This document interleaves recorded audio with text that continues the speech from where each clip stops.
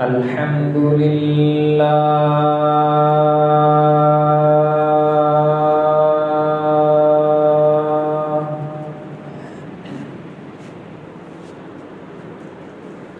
الحمد لله نحمده ونستعينه ونستغفره ونؤمن به ونتوكل عليه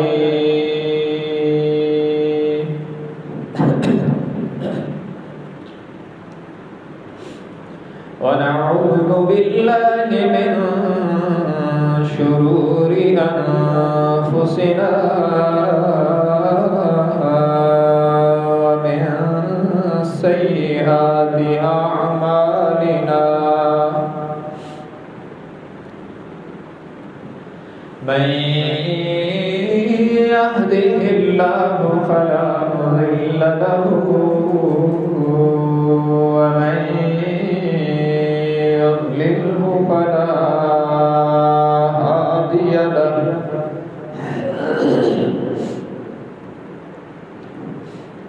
ونشهد أن لا إله إلا الله وحده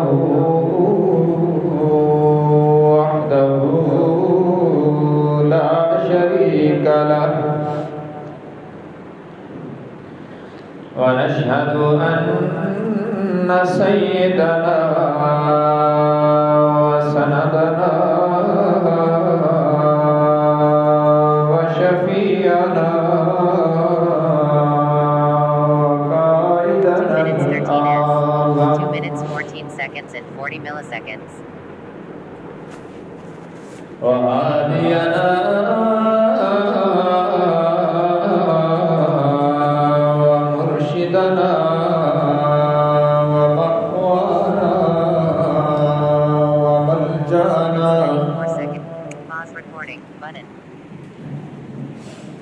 ومولانا محمدا عبده ورسوله أرسله بالحق بشيرا ونذيرا وداعيا إلى الله بإذنه وسراجا منيرا وصلى الله تعالى عليه وعلى آله وأصحابه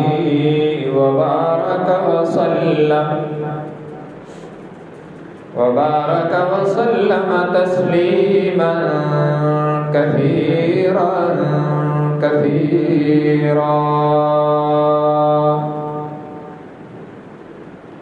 أما بعد فأعوذ بالله من الشيطان الرجيم بسم الله الرحمن الرحيم الحمد لله الذي أنزل على عبده الكتاب ولم يجعل له عوجا ماكثين فيه أبدا وينذر الذين قالوا اتخذ الله ولدا وقال النبي صلى الله تبارك وتعالى عليه وسلم الدنيا سجن المؤمن وجنة الكافر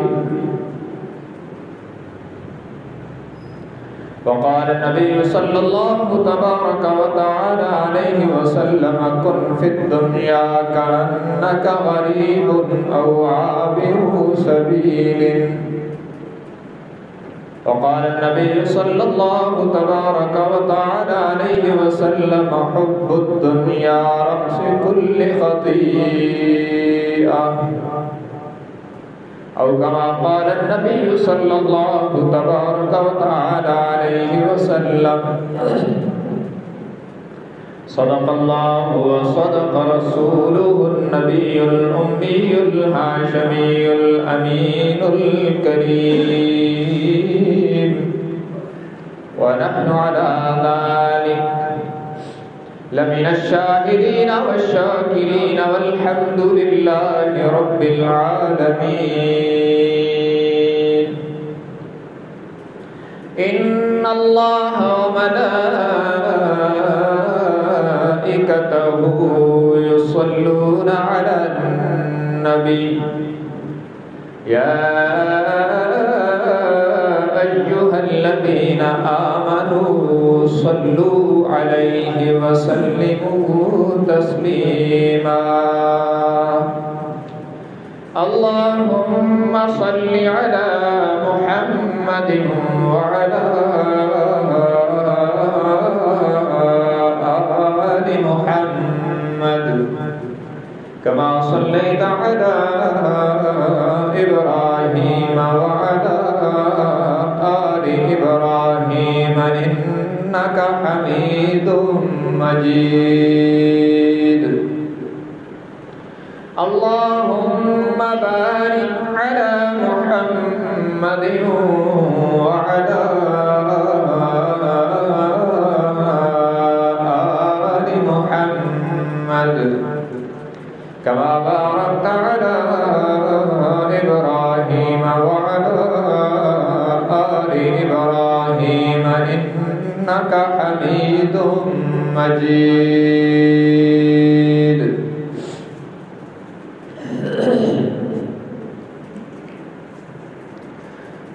حاضرین گرامی قدر،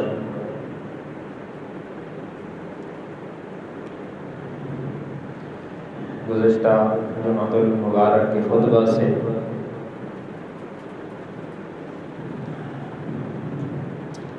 اس عنوان پر گفتگو ہو رہی ہے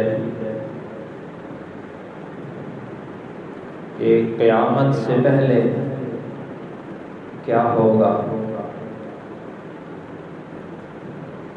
جسے ہم علامات قیامت بھی کہہ سکتے ہیں، قیامت کی نشانیاں،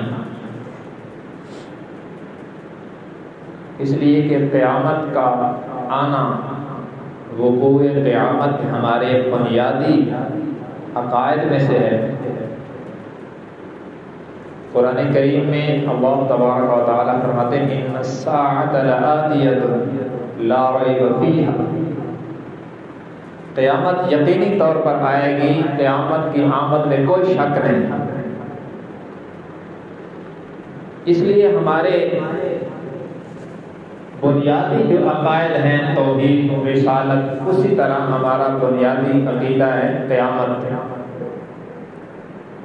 ہماری ایمانیات میں یہ شامل ہے، آمنت باللہ وملائکتہ وکتبہ ورسلہ والیوم الآخر والقدر خیرہ وشرہ من اللہ تعالی والبعث بعد الموت۔ یہ ہمارے ایمان مفصل ہے، جس میں ہر مومن مرد عورت اپنے دل و زبان سے اس سے اقرار کروایا جاتا ہے کہ میں نے اللہ کو، اللہ کی ذات و صفات کو مانا، اللہ کے فرشتوں کو بھی مانا، اللہ کی تمام کتابوں کو مانا، جو انبیاء سابقین پر تورات، انجیل، زبور اور دیگر صحیفے نازل ہوئے انہیں بھی برحق تسلیم کیا، اور قرآن کو بھی برحق تسلیم کیا، اور رسلی ہی اور تمام رسولوں کو، تمام انبیاء کرام کو، حضرت آدم تا حضرت محمد صلی اللہ علیہ وسلم جتنے بھی انبیاء کرام علیہ الصلوات و تسلیمات دنیا میں تشریف لائے، ان سب کو برحق تسلیم کیا دل و زبان سے۔ والیوم الآخر، اور قیامت کے دن کو دیکھیں، اس کا ذکر دو بار دیکھیں، پہلے یہاں اور قیامت کے دن پر بھی ایمان ہے۔ والقدر خیرہ وشرہ من اللہ تعالی، تقدیر کی اچھائی اور برائی کا اللہ کی طرف سے ہونے پر بھی ایمان ہے۔ اور والبعث بعد الموت، موت کے بعد دوبارہ اٹھنے پر بھی ایمان. پہلے کہا والیوم الآخر، اسے 2 بار ذکر کیا، اتنا اہم ترین عقیدہ ہے. باقی تمام عقائد کا ایک بار اقرار کروا کر قیامت کا اقرار 2 بار کروایا، والیوم الآخر کہہ کر اور والبعث بعد الموت کہہ کر اس کی یاد دہانی کرائی، اس لیے کہ یہ وہ اہم عقیدہ ہے جب مسلمانوں کی دل کی گہرائیوں میں یہ آتا ہے تو مسلمان کو بریک لگاتا ہے.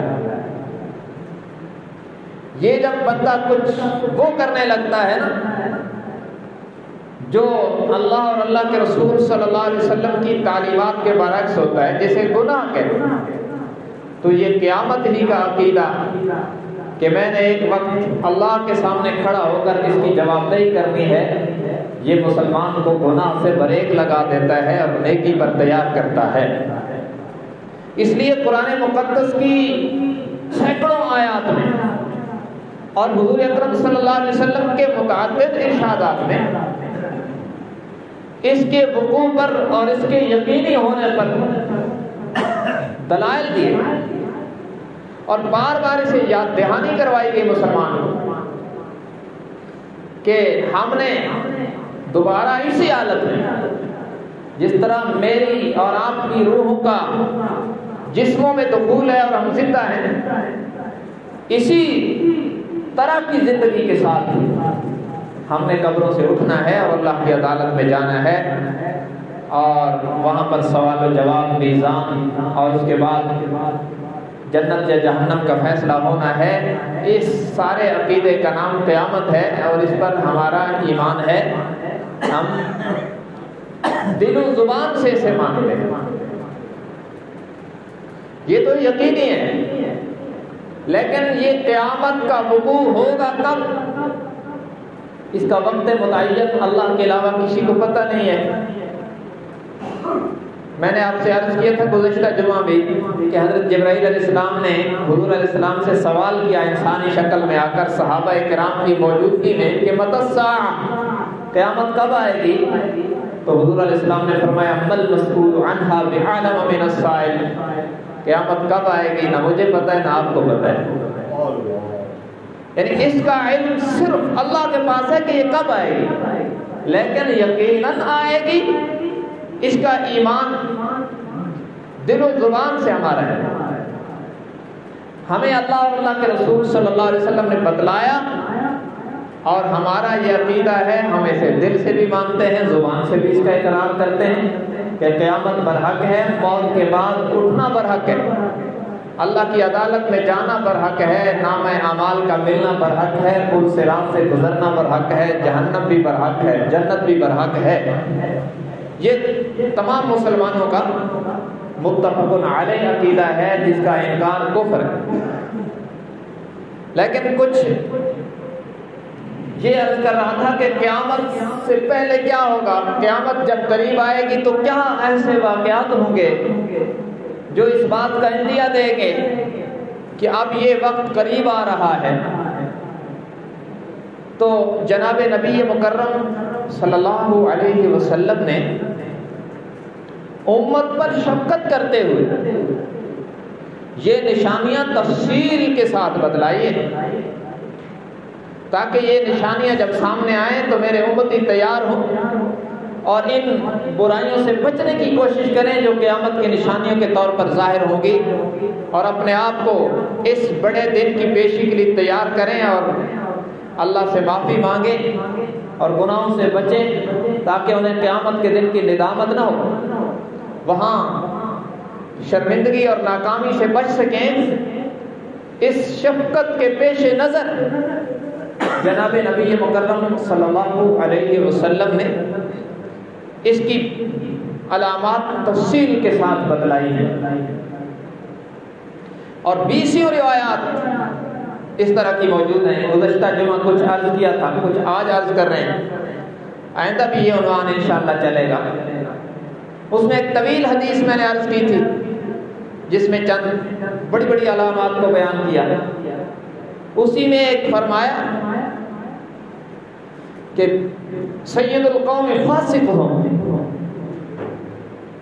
جو ارباب اقتدار بنیں گے، اور اقتدار ضروری نہیں کہ حاکم وقت ہوگا، وزیر اعظم ہوگا، ہر درجے میں اقتدار ہوتا ہے،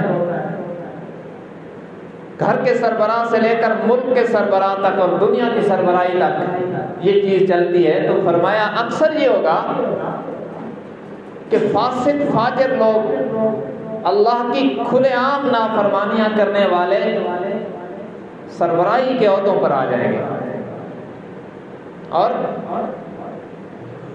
علم دنیا حاصل کرنے کے لیے دین کا علم حاصل کیا جائے گا۔ لوگ قرآن و سنت کو اس لیے پڑھیں گے کہ اس سے ہم دنیا کمائیں، جبکہ قرآن و سنت کا علم اس لیے حاصل کیا جانا چاہیے کہ اس سے ہم اللہ کو پہچانیں اور اللہ کو راضی کریں، اسے پڑھیں اور لوگوں کو پڑھائیں تاکہ دین زندہ ہو اور اللہ راضی ہو، یہ غرض ہے۔ لیکن فرمایا کہ لوگ اس لیے پڑھیں گے تاکہ اس کے ذریعے سے دنیا کمائیں، اور اس کا مشاہدہ بھی کثرت سے ہو رہا ہے، اس کی تفصیل میں جانے کی ضرورت نہیں ہے، پیشہ وری تو عام ہے۔ اس لیے حدیث میں آتا ہے کہ جو شخص اس نیت سے علم سیکھے کہ وہ لوگوں سے مباحثے کرے اور لوگ اسے بڑا سمجھیں کہ بڑا عالم ہے اور بڑا جناب خطیب ہے اور بڑا مقرر اور مناظر ہے، اور لوگوں پر اس کا رعب اور دبدبہ طاری ہو جائے، تو فرمایا کہ ایسا شخص جنت کی خوشبو بھی نہیں سونگھے گا، اگرچہ وہ بعض روایات میں ہے کہ 500 سال کی مسافت پر جنت کی خوشبو آئے گی، لیکن علم کو دنیاوی مقاصد کی غرض سے سیکھنے والا جنت کی خوشبو سے بھی محروم رہے گا۔ اسی طرح فرمایا اکرم الرجل مخافۃ شرہ، بعض لوگوں کو عزت ملے گی ظاہری طور پر، لوگ انہیں جھک جھک کے سلام کریں گے اور جناب بڑی پروٹوکول انہیں دیں گے، اور ان کا مقصد ان کا احترام کرنا نہیں ہوگا، ان کے شر سے بچنا ہوگا۔ اور اس وقت ہمارے معاشرے میں تو شب و روز اس کا مشاہدہ ہو رہا ہے کہ بعض لوگ اہم عہدوں پر اور منصبوں پر آ جاتے ہیں اور لوگ انہیں بڑے پروٹوکول دیتے ہیں اور کہتے ہیں کیا کریں کہ شر سے بھی تو بچنا ہے، ان کو جھک کر نہ ملے تو کل کہیں پھنسا دیں گے۔ تو یہ اللہ کے نبی نے علامات قیامت میں پیشن گوئی فرمائی تھی، اکرم الرجل مخافۃ شرہ، لوگ کسی کے شر سے بچنے کے لیے اس کی عزت کریں گے۔ عزت حقیقی عزت تو اور ہوتی ہے جو دل میں اللہ ڈالتا ہے، اور دل سے کسی کو پروٹوکول دینا، عزت دینا، احترام دینا، اکرام کرنا، وہ عزت اور ہے۔ یہ عزت جو اس لیے کی جائے کہ ان کے جلوس میں نہ گئے تو کل ان کی حکومت آئی تو ہمیں تو یہ گھسیٹیں گے، یہ قیامت ہے، یہ قیامت کی علامات میں سے ہے۔ اور جو دل سے عزت ہوتی ہے وہ تو اور ہوتی ہے۔ خلیفہ ہارون رشید 30,000 مربع میل پر اس کی حکومت تھی، عباسی خلیفہ تھا، نیک آدمی تھا، اپنے محل کی کھڑکی سے دیکھ رہا تھا اپنی بیوی زبیدہ کے ساتھ، دیکھا کہ امام ابو یوسف رحمۃ اللہ علیہ اس وقت کے چیف جسٹس اور امام اعظم ابو حنیفہ رحمۃ اللہ علیہ کے مایاناز شاگرد، اور ان کا ایک اور واقعہ مجھے یاد آ گیا، وہ بھی سن لیں۔ جب امام ابو حنیفہ رحمۃ اللہ کی درسگاہ میں امام ابو یوسف داخل ہوئے تو ان کی والدہ کو کسی نے کہا کہ ذہین فتین بچہ ہے، کیا مولوی بنا رہی ہے؟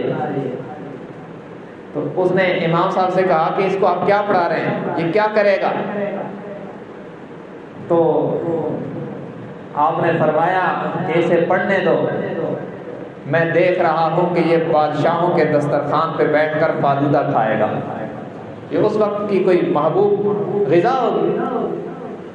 پھر جب امام یوسف رحمۃ اللہ علیہ چیف جسٹس بنے اور ہارون رشید کے ساتھ بیٹھ کر وہ کھانا کھانے لگے تو دیکھ کر رونے لگے۔ تو پوچھا گیا کیا بات ہے؟ فرمایا میرے استاد امام اعظم ابو حنیفہ رحمہ اللہ کے وہ ولی تھے کہ ان کی پیشن گوئی کو اللہ نے مجھے آج آنکھوں سے سچا ہوتا دکھا دیا ہے. یہ اللہ والے لوگ تھے جن کی خدمات مقبول ہو گئی. بہرحال امام اعظم ابو حنیفہ رحمہ اللہ کے معینات شاگرد امام ابو یوسف مسجد میں داخل ہوئے اور جوتے اتارنے لگے تو دو شاگرد پیچھے جھپٹے. ایک نے کوشش کی کہ جوتا میں اٹھاؤں, دوسرے نے کوشش کی کہ جوتا میں اٹھاؤں. ایک جوتا ایک کے ہاتھ میں آیا اور دوسرا دوسرے کے ہاتھ میں آیا اور دونوں نے ایک رومال میں ڈال کر دونوں رومال کے کونے پکڑے اور امام صاحب کے پیچھے چلنے لگے. تو خلیفہ ہارون رشید نے ٹھنڈی سانس لے کر فرمایا بادشاہ تو یہ لوگ ہیں. اور زبیدہ نے دیکھا, انہوں نے کہا کیا بات ہے؟ فرمایا دیکھنا ہمارے جوتے اٹھانے پر بھلا کون جھگڑتا ہے. حقیقت میں بادشاہی تو ان کی ہے جو دلوں پر حکومت کرتے ہیں, اور یہ عزت محمد الرسول اللہ صلی اللہ علیہ وسلم کے لائے ہوئے دین کے صدقے عطا ہوئی کہ انہوں نے اپنے آپ کو دین پر فنا کر دیا, لگ گئے, مٹ گئے اور اپنی آرزوؤں کا خون کر دیا دین کی اشاعت کرتے کرتے کرتے. تو اللہ نے انہیں لوگوں کے دلوں پر حکومت دی ہے. یہ اصل عزت ہے. اور امام ابو یوسف, امام ابو حنیفہ, یہ تو پرانے اور پہلے زمانے کے لوگ ہیں, صحابہ کرام کے قریب کا زمانہ. امام صاحب نے تو صحابہ کا زمانہ تھا. ہمارے ماضی قریب کے جو ہمارے اکابر گزرے ہیں, حضرت مولانا سید انور شاہ صاحب کاشمیری رحمت اللہ علیہ, اکابر علماء دیوبند کا درخشندہ نام ہے, اور جن کے بارے میں ہمارے بعض بزرگوں نے کہا کہ صحابہ کرام کے قافلے سے بچھڑی ہوئی کوئی روح تھی جس کو اللہ نے انور شاہ کشمیری کی شکل میں اس زمانے میں بھیج دیا.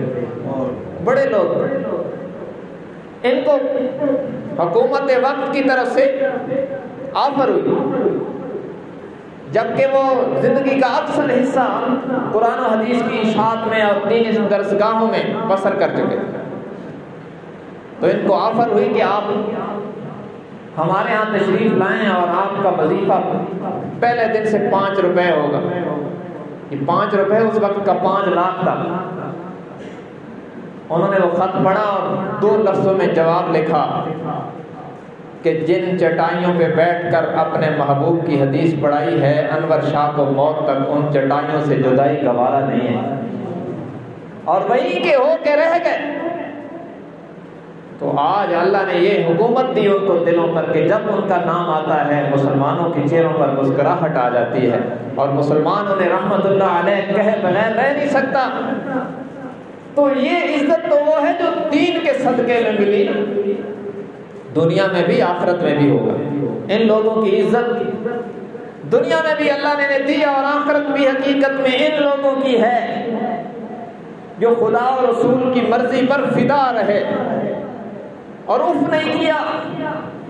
خواہشات, تمنائیں, ضرورتیں ان کی بھی تھی, کوئی فرشتے تو نہیں تھے, لیکن سب کچھ دین کی اشاعت پر, اللہ کی رضا پر اور اللہ کے محبوب حضرت محمد صلی اللہ علیہ وسلم کی اداؤں پر مٹا دیا, قربان کر دیا. ہمارے اکابر میں ایک درخشندہ نام ہے,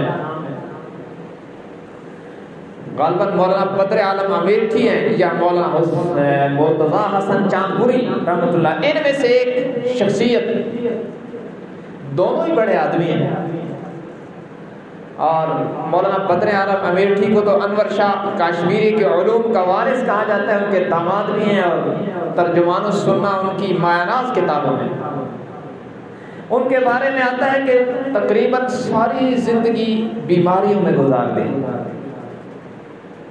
لیکن جب بھی ان سے پوچھا جاتا تھا تو وہ کہتے تھے بس اللہ اس حال میں راضی ہے تو میں بھی راضی ہوں. جب ان کا انتقال ہوا تو قبر کے لیے اللہ نے جنت البقیع دے دیا. جنت البقیع میں چند فٹ زمین مل گئی اور انہیں وہاں دفن کیا گیا. حکومت سعودیہ کا کوئی قانون ہے، وہ کچھ عرصے کے بعد قبر پر دوسری قبر بنا دیتے ہیں مٹی ڈال کے۔ ان کی قبر کو 6 ماہ بعد کھولا گیا تو دیکھا کہ کفن بھی میلا نہیں ہوا۔ انہوں نے کہا ایسے چھوڑ دیں۔ پھر 6 ماہ کا وقت ہونے کے بعد سال بعد پھر کھولا گیا تو پھر دیکھا کہ ان کا تو کفن بھی میلا نہیں ہوا، تو پھر چھوڑ دیا گیا۔ جب تیسری بار کھولا پھر دیکھا کہ ان کا تو کفن بھی اسی طرح سفید چمک رہا ہے، تو اس وقت کے حکمرانوں نے وہاں پر لکھ کے لگا دیا کہ آئندہ اس قبر کو کوئی نہیں چھیڑے گا۔ اللہ ان کی فانی وجود کی بھی حفاظت کر کے دکھا دیتا ہے، جو دین پر سب کچھ لٹا دیتے ہیں۔ یہ حقیقی عزت ہے جو دنیا اور آخرت میں اللہ والوں کی ہے، اولیاء کرام کی ہے۔ اور وہ کون ہوتے ہیں؟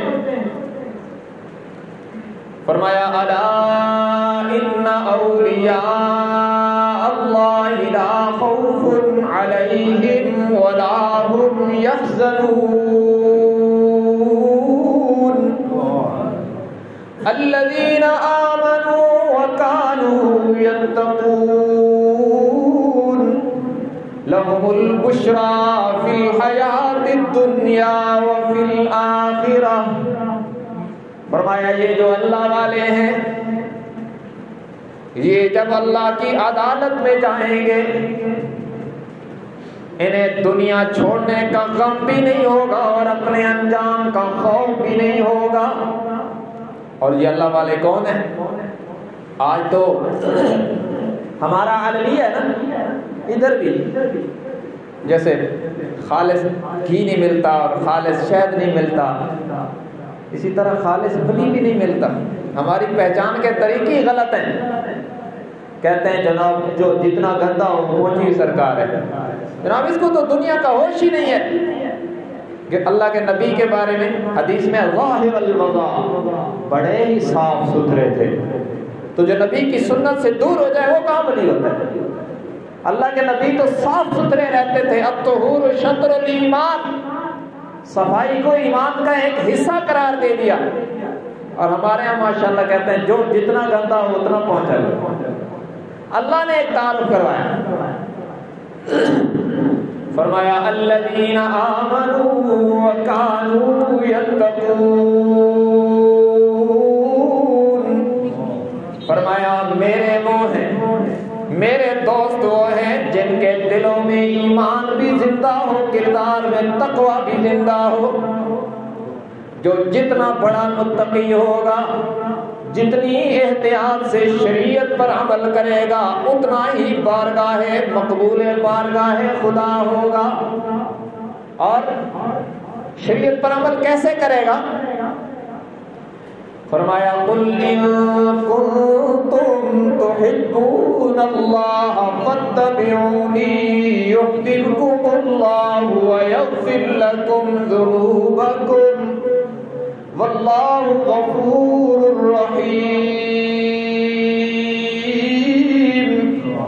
اس کا شریعت پر عمل جانچنا ہو تو پھر دیکھا کرو اس کی زندگی میں میرے محبوب کی سنت ہے کہ نہیں ہے۔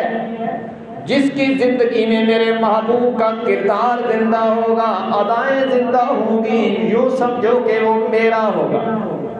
لہم البشریٰ فی الحیاۃ الدنیا وفی الآخرہ، دنیا میں بھی اس کے لیے خوشخبریاں آئیں گی، آخرت میں بھی اسے اللہ کی دربار سے خوشخبریاں ملیں گی۔ دنیا میں بھی خوشخبریاں ہوں گی، اللہ لوگوں کے دلوں میں عزت ڈالے گا۔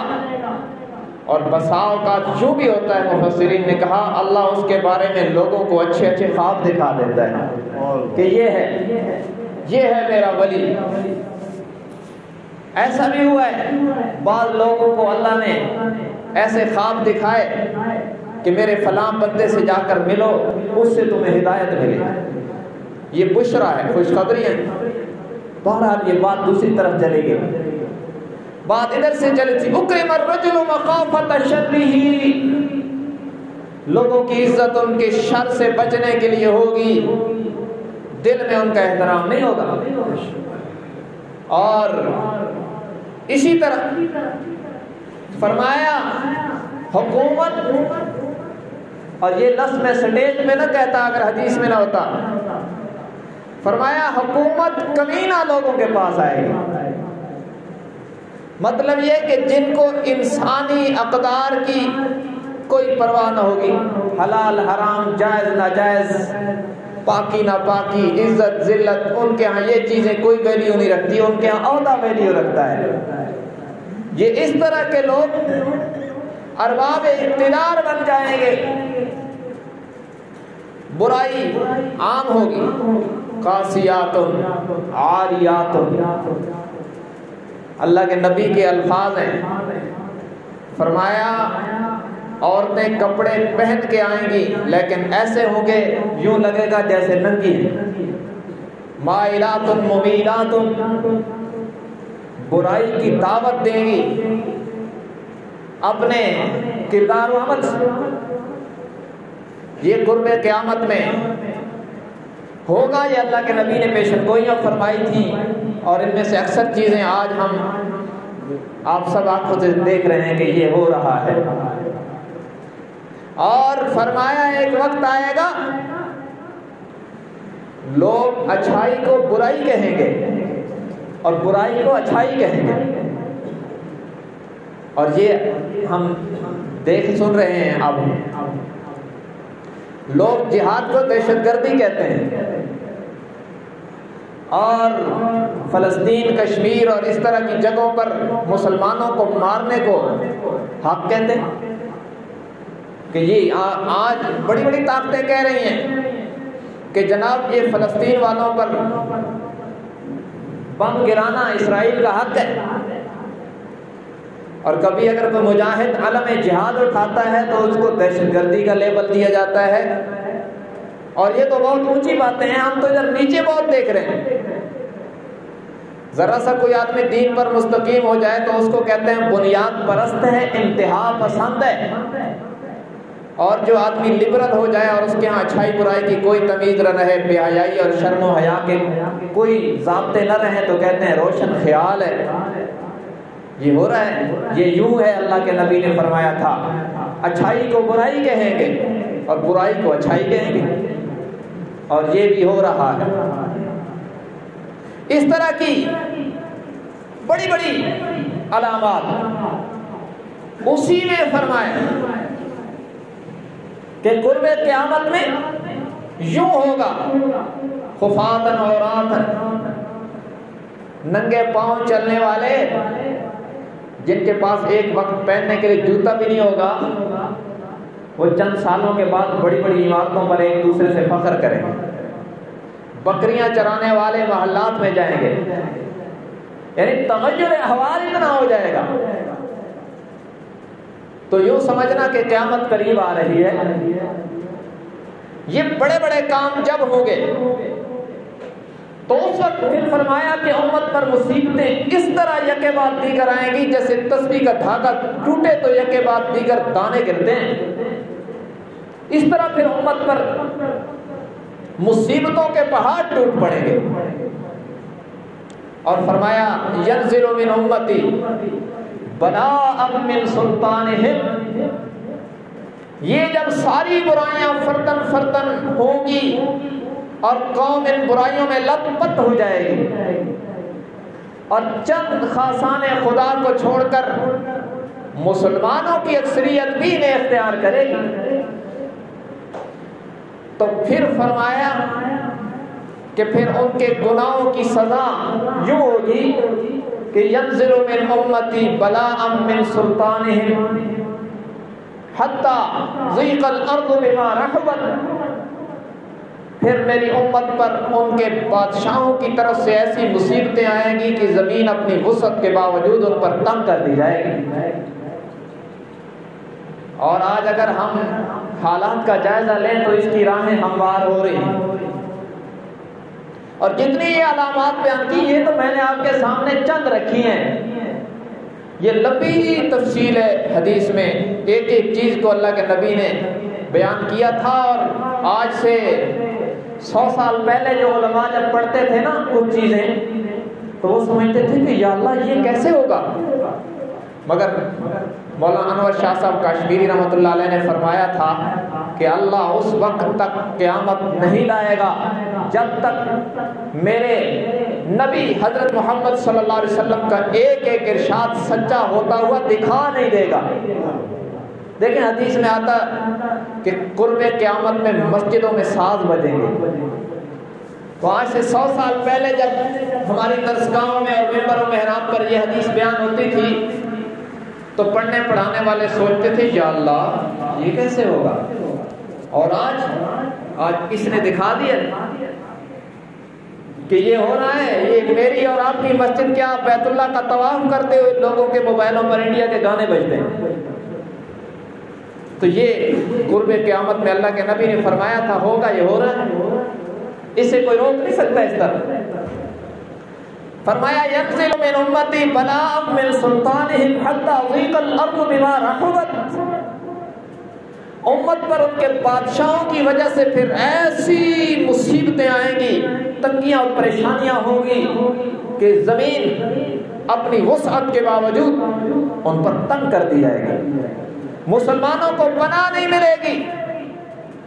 اور یاد رکھو یہ ماضی قریب کا، بالکل قریب کا یہ کرونا وار، یہ اسی کا نتیجہ ہے۔ دجال کی راہیں ہموار کرنے کے لیے ایک اسپیل لایا گیا تاکہ امت کی روحانیت کو مار دیا جائے۔ میں آگے جا کر اس کی بہت تفصیل انشاءاللہ آپ کے سامنے عرض کروں گا، اللہ نے زندگی اور توفیق دی کہ دجال کی راہوں کو کس طرح ہموار کیا جا رہا ہے، کیونکہ ہمارے پیغمبر صلی اللہ علیہ وسلم نے قیامت تک کے لیے آنے والے سارے احوال اللہ کے بتلانے سے ہمیں بتلائے ہوئے، ساری تفصیلات ہمارے سامنے ہیں، کوئی چیز چھپا کے نہیں رکھی۔ تو امت کی روحانیت کو برباد کرنے کے لیے، کیونکہ روحانیت کے مرکز ہیں مساجد، اور روحانیت کی بیٹری چارج ہوتی ہے نماز سے، قرآن سے، ذکر و تلاوت سے، اور سارے مسلمانوں کی روحانیت کے مراکز ہیں مکہ اور مدینہ، مسجد الحرام، مسجد نبوی، مسجد اقصی۔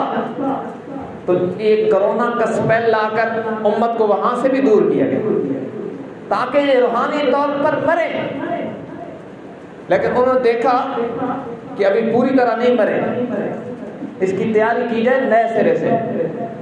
اب ہم دیکھیں یا نہ دیکھیں کوئی نئی چال سامنے آئے گی،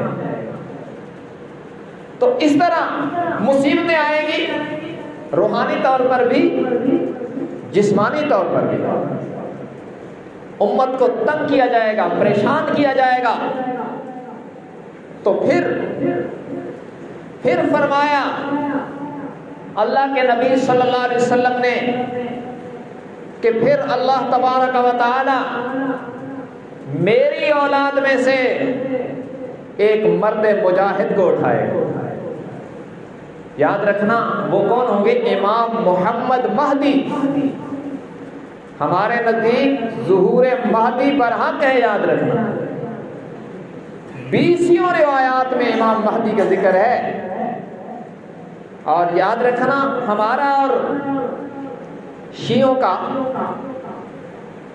اس میں یہ اختلاف ہے کہ امام مہدی کی خصوصیات کیا ہوں گی، اور یہ اختلاف ہے کہ ہمارے نزدیک امام مہدی پیدا ہوں گے پھر پہچانے جائیں گے، ان کے نزدیک امام مہدی روپوش ہیں اور برآمد ہوں گے، اور ان کے نزدیک معاذ اللہ امام مہدی نبیوں کی خصوصیات لے کے آئیں گے، اور ہمارے نزدیک وہ نبی نہیں ہوں گے بلکہ امتی ہوں گے، امت کے ایک بہت بڑے اللہ کے ولی ہوں گے، نبیوں کی صفات لے کر نہیں آئیں گے۔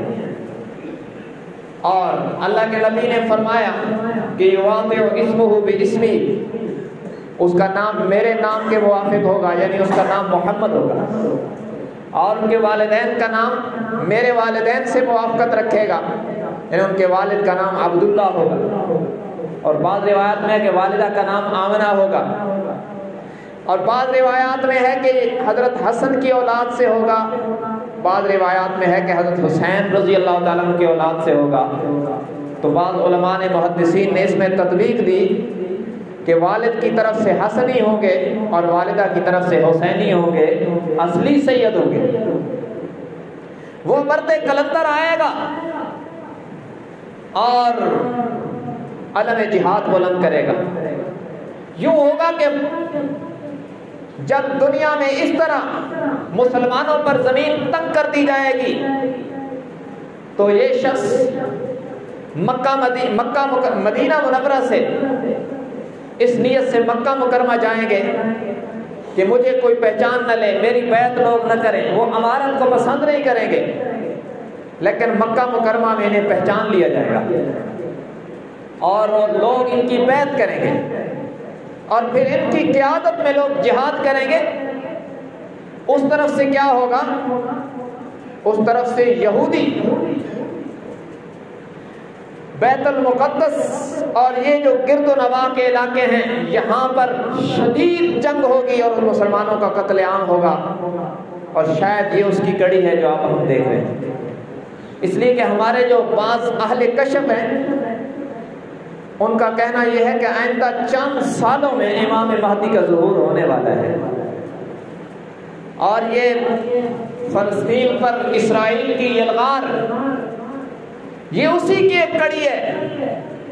وہ دجال کی آمد کے لیے مکمل طور پر تیار ہیں اور اسے اپنا مسیحا سمجھتے ہیں کہ وہ دجال آئے گا تو ہماری حکومت پوری دنیا پر قائم ہوگی۔ تو یہاں پہ ظلم ہو رہا ہوگا۔ امام مہدی مکہ مکرمہ میں پہچانے جائیں گے اور لوگ انہیں مجبور کر کر انہیں بیعت کے لیے تیار کریں گے۔ جب ادھر یہ بیعت ہوگی تو شام سے ایک لشکر امام مہدی کو قتل کرنے کے لیے بھیجا جائے گا۔ حدیث میں آتا ہے کہ مقام بیضاء پر اللہ مدد فرمائیں گے امام مہدی کی اور وہ سارا لشکر زمین میں دھنس جائے گا اور وہ فنا ہوگا، اور یہاں سے جہاد کا آغاز ہوگا۔ اور روایات میں ہے کہ خراسان سے لوگ جائیں گے۔ یہ خراسان کیا ہے؟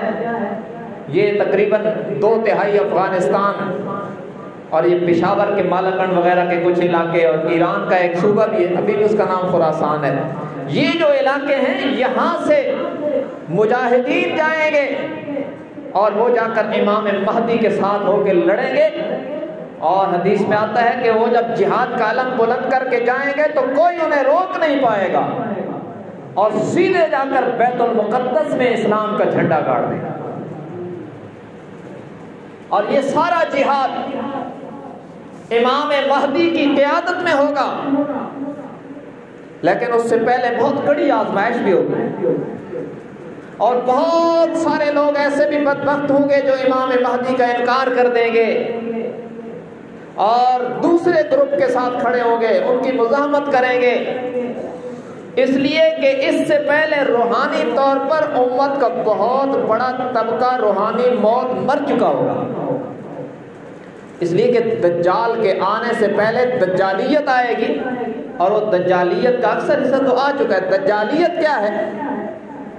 دجالیت کا معنی ہے دھوکہ، دجالیت کا معنی ہے کہ لیبل کچھ ہو اندر کچھ ہو، ملمح سازی۔ یہ دجالیت آئے گی تو کیا ہوگا؟ لوگ سب کچھ دنیا کو سمجھیں گے، دنیاوی طور پر عیش و عشرت، دنیاوی طور پر ریل بیل، لوگ سب کچھ اسی کو سمجھ بیٹھیں گے، اور جب ان کے دنیاوی منافع اور مفادات پر زد پڑے گی تو اس کو بچانے کے لیے اسلام تک کا دامن چھوڑ دیں گے۔ یہ دجالیت پہلے آئے گی، امت کا بہت بڑا حصہ اس کا شکار ہو کر اتنا روحانی طور پر اندھا ہو جائے گا کہ وہ امام مہدی کا ساتھ نہیں دے گی، اور باقاعدہ طور پر اس کے مخالف گروپ کا حصہ ہوں گے، اور کچھ ایسے بدبخت بھی ہوں گے جو منافقانہ طور پر امام مہدی کے لشکر میں جائیں گے، اور اندر سے ان کے خبث ہوگا، خباثت ہوگی، اور ان کا مقصد یہ ہوگا کہ ہم اسے نقصان پہنچائیں۔ تو ہم ذرا جائزہ لیں کہ دجالیت کا کتنا حصہ آ چکا ہے، اس کی مختلف شکلیں ہیں۔ ظاہری طور پر کسی مسلمان کے لیے یہ کہنا کہ میں اسلام کو چھوڑ رہا ہوں یہ بڑا مشکل ہے، لیکن دجالیت نے، دجال کے فتنے نے دجال سے پہلے آ کر کیا کیا؟ امت کو حسین حسین لیبلوں میں برائی پیش کی، گویا زہر لگا کر، زہر کے اوپر چینی اور مٹھائی لگا کر اس کے سامنے رکھا، اور امت کو روشن خیالی اور خوشحالی کے حسین لیبل دیے، اور امت کا بہت بڑا طبقہ یہ کہہ رہا ہے اس وقت کہ بادشاہوں چھوڑو ان مولویوں کو، بینکوں کا سود نہیں ہوتا، وہ بھی تو منافع کماتے ہیں، تو اگر ہم ان سے لے لیں تو کیا حرج ہے؟ اور بعض تو اس حد تک اس دجالی فتنہ سے متاثر ہو گئے، وہ کہتے ہیں بادشاہوں کوئی بات نہیں، سود کے بغیر کوئی نظام چلتا ہے۔ یہ دجالیت ہے اس دور کی۔ اسی طرح عمل و کردار کے معاملے میں یہ ہو رہا ہے کہ لوگ کہتے ہیں مولوی صاحب یہ اس دور میں پردہ ممکن نہیں ہے، یہ اس دور میں ذرا روشن خیالی والا فتویٰ لیا کریں، یہ ساری باتوں پر اب عمل نہیں ہو سکتا، اب حالات کے تقاضے کچھ اور ہیں۔ تو یوں کر کے امت کو روحانی موت مارا جائے گا نا، تو تب دجال آئے گا، ایسے تو نہیں آئے گا، ورنہ اسے کون مانے گا؟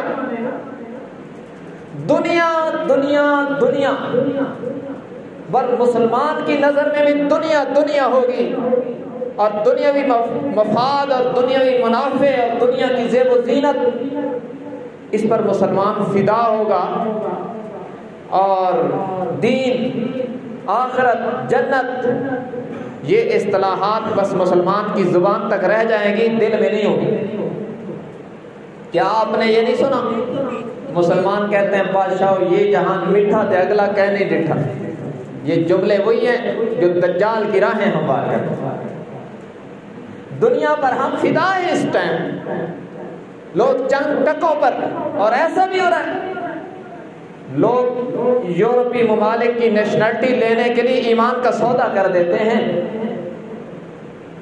اور کئی مسلمان زر و سیم کو اور دولت کی ریل پیل کو دیکھ کر ختم نبوت کا انکار کر رہے ہیں۔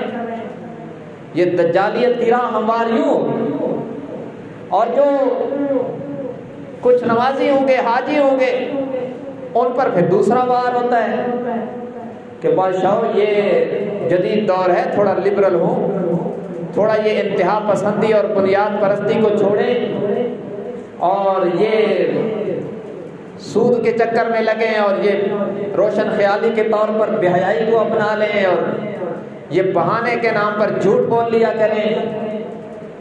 یہ اس طرح کر کے اندر سے روحانی طور پر مسلم امت کو کھوکھلا کر دیا جائے گا، اور ابھی یہ کیا جا رہا ہے۔ بہت ساری سازشیں جو دجالی فتنے کی راہ ہموار کرنے کے لیے ہمارے اوپر قومی طور پر نافذ ہو چکی ہیں۔ انہوں نے ہمارے نصاب بدل دیے، ہمارے لباس بدل دیے۔ پینٹ شرٹ پہننا لازمی ہے سکول میں، یہ کوئی میرے نبی کا لباس ہے، لیکن ہم تو مجبور محض ہو گئے اسے پہننے کے لیے نا، وہ اوپر سے اپنی راہ ہموار کر رہے ہیں کہ ان کو کسی طرح سنت سے دور کیا جائے، اس لیے کہ جو جتنا سنت نبی سے دور ہوگا اتنا ہی دجالی فتنے کا جلدی شکار ہوگا۔ ہمارا کنیکشن براہ راست محمد رسول اللہ سے ہے مخلوق میں، اور دجالی فتنے کا پہلا وار یہ ہے کہ ان کا کنیکشن گنبد خضرا سے اور روضہ اطہر سے جو ہے نا، اسے مار دیا جائے، اسے ختم کر دیا جائے، نہ ان کے عمل و کردار میں زندہ رہے، نہ ان کے دل میں سنت کی اہمیت رہے۔ تو کیا آپ سنتے نہیں ہیں؟ لوگ کہتے ہیں مولوی صاحب چھوڑا کرو، سنتے کوئی ضروری ہے؟ فرض کی پوچھ ہوگی قیامت کے دن، فرض کا حساب ہوگا قیامت کے دن، سنتوں کا تو حساب ہی نہیں ہونا، تو کیا ضرورت ہے؟ پڑھ لے تو ٹھیک ہے، نہ پڑھے تو تب بھی ٹھیک ہے۔ یہ زہر کو چینی میں ملا کر پیش کرنے والی چیز ہے۔ یہ جب سنتوں کو معمولی سمجھ کر اور ہلکا سمجھ کے چھوڑے گا نا، تو کل کو فرض چھوڑنا بھی اس کے لیے آسان ہو جائے گا، اور اس طرح یہ روحانی طور پر مرے گا۔ تو بہرحال یہ بڑی اس کی تفصیلات ہیں اور بڑا عجیب عنوان ہے، دکھ کا اور درد کا عنوان ہے کہ اس وقت امت مر رہی ہے۔ یہ جسمانی طور پر تو ہم پہلے بھی مر رہے تھے نا ہر جگہ بہت عرصے سے، اب ہم روحانی طور پر بھی مر رہے ہیں، اس طرح کی موت مر رہے ہیں کیونکہ دلوں میں ایمان زندہ ہی نہیں رہا۔ نماز، قرآن، روزہ، حج، زکوٰۃ، ان چیزوں کی اہمیت رسمی رہ گئی۔ بہت سارے طبقے باستثناء چند کچھ خاصان خدا ہیں جن کی برکت سے شاید نظام چل رہا ہے۔ لا تقوم الساعة حتى يقال في الارض اللہ اللہ، فرمایا قیامت اس وقت تک قائم نہیں ہوگی جب تک زمین میں ایک بھی اخلاص سے اللہ اللہ کہنے والا ہوگا۔ تو یہ کچھ مقبولان بارگاہ خدا، خاصان خدا، ان کی برکت سے تو نظام چل رہا ہے، ورنہ اکثر حصہ تو روحانی طور پہ مر چکا ہے ہمارا، کہ نام کے مسلمان رہ گئی آذان روح بلالی نہ رہی۔ یہ اللہ اکبر کی صدائیں ہیں لیکن ہماری زبان پہ ہے نا، کاش کے دل میں اترے۔ اس کی محنت کی ضرورت ہے، اس وقت اس کی محنت کی ضرورت ہے۔ ہم جو یہ بات کر رہے ہیں ایک سٹوری نہیں ہے، ہم اپنے آپ کا جائزہ لیں۔ ہمارے اکابر نے لکھا اور اس وقت بھی اللہ والے زور دے رہے ہیں کہ دجالی فتنے کی وار سے بچنے کے لیے سب سے کارگر ہتھیار ہے کہ سنت کو زندگی ملائیں، سنت طریقے کو زندہ کریں، آپ کی اداؤں کو زندہ کریں۔ جو جتنا پکا سنت کا پابند ہوگا اتنا ہی فتنہ دجال کے مقابلے میں اس کا روحانی سسٹم مضبوط ہوگا۔ تو سنت کو زندہ کرنے کی کوشش کریں۔ جب زندگی سے سنت مر جاتی ہے تو دل سے ایمان مرنے لگتا ہے۔ تو بہرحال اس طرح کہ جب حالات ہوں گے تو پھر امام مہدی آئیں گے، اور پھر وہ کس طرح کا جہاد ہوگا اور کس طرح کی برکات ہوں گی، انشاءاللہ یہ تفصیلات جاری ہیں۔ اللہ تبارک و تعالی ہمارے حال پر رحم فرمائے۔ بہت خطرناک حالات سے اس وقت امت گزر رہی ہے، ہم سب گزر رہے ہیں، تو اللہ سے استقامت مانگیے۔ اور شاید پھر میں یہ عرض نہ کر سکوں، آخر میں یہ گزارش ہے کہ سورہ کہف 15ویں پارے کے نصف سے تقریباً شروع ہوتی ہے، 16ویں پارے میں جا کر ختم ہوتی ہے۔ ہر جمعہ اس کا پڑھنے کا اہتمام کریں۔ جو شخص جمعے کو سورہ کہف پڑھے گا فتنہ دجال سے محفوظ رہے گا، اللہ کے نبی نے فرمایا تھا۔ اور بعض روایات میں ہے سورہ کہف کی پہلی چند آیات اور بعض میں ہے آخری آیات۔ اس لیے ہر جمعہ کے خطبہ میں، جب سے یہ کرونا وار لگی ہے نا، میں ہر جمعہ کے خطبہ میں سورہ کہف کی پہلی آیات بھی پڑھ دیتا ہوں، آخری آیات بھی پڑھ دیتا ہوں، اس لیے کہ جو قرآن پڑھنا نہیں جانتے ہمارے بزرگ وہ اس کی تلاوت کا شرف حاصل کر لیا کریں، شاید اس کی برکت سے اللہ فتنہ دجال سے ہم سب کو محفوظ فرمائے۔ اللہ تبارک و تعالی ہم سب کو دین حق کی صحیح سمجھ نصیب فرمائے، اس پر عمل کی توفیق عطا فرمائے۔ آخر میں ایک اعلان بھی سماعت فرما لیں۔ یہ 9 نومبر بروز جمعرات چگڑالہ محلہ فاروق آباد میں دن 12 بجے تا نماز عصر ایک عظیم الشان کانفرنس ہو رہی ہے، جس میں ثناخان مصطفیٰ جناب فاروق معاویہ صاحب تشریف لا رہے ہیں، اور خطیب ہیں ابن جرنیل اسلام حضرت مولانا محمد معاویہ اعظم طارق شہید رحمۃ اللہ علیہ۔ یہ انشاءاللہ حضرات تشریف لائیں گے، اس کانفرنس میں بھرپور شرکت فرمائیں۔ سنی عقیدے کی افادیت اجاگر ہوگی اور ہمارا ایمان انشاءاللہ تازہ ہوگا۔ اور اسی طرح رائے ونڈ کے اجتماع کی کامیابی کے لیے پہلا مرحلہ جاری ہے، انشاءاللہ ہم بھی جمعے کے بعد جا رہے ہیں، اور دوسرا مرحلہ بھی ہوگا۔ ان کی کامیابی کے لیے بھی دعاؤں کا اہتمام فرمائیں۔ اللہ تبارک و تعالی ہم سب کا حامی و ناصر ہو۔ وآخر دعوانا الحمد للہ رب العالمین۔